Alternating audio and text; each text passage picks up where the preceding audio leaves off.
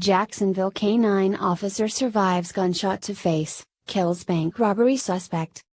A Jacksonville K9 officer engaged in a shootout with a bank robbery suspect Tuesday, killing the gunman but suffering a gunshot to the face, the sheriff's office said. The officer was alert while being taken to the hospital and is fortunate to be alive, Sheriff's Office Director Mike Bruno said. He said it started about 4:30 p.m. with K9 and patrol officers following a lead on a suspect and two bank robberies on the west side Monday and Tuesday. They spotted a vehicle matching the description of the suspects at Fire Tower and Old Middleburg roads. The suspect then got out and into a silver vehicle with a woman driver. A pursuit ensued with the K9 officer driving the lead vehicle with others behind him, Bruno said. During the roughly 2-mile chase, multiple shots were fired from the fleeing vehicle, striking the officer's windshield and fender several times. The suspects spun out near Buttercup Street and Old Middleburg Road. When the officer tried to approach, they exchanged gunfire. The officer was struck in the chin area and the suspect was killed, Bruno said.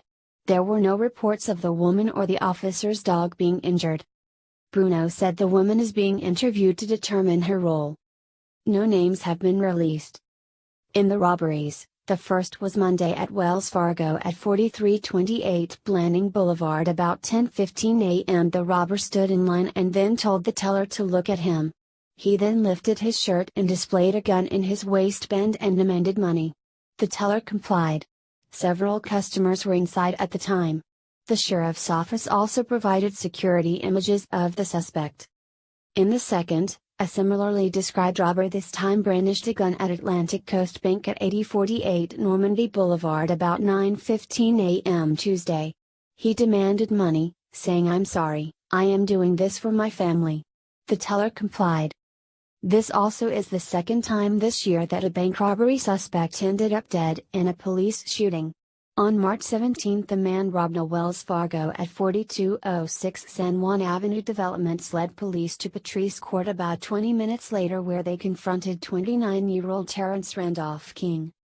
During a standoff, King eventually peered out the door and fired a shot, police previously said.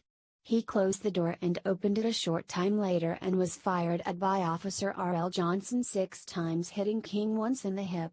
He then stayed inside and wouldn't communicate with police.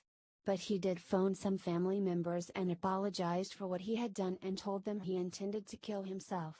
SWAT forced the door open and found him dead from a self-inflicted gunshot to the head.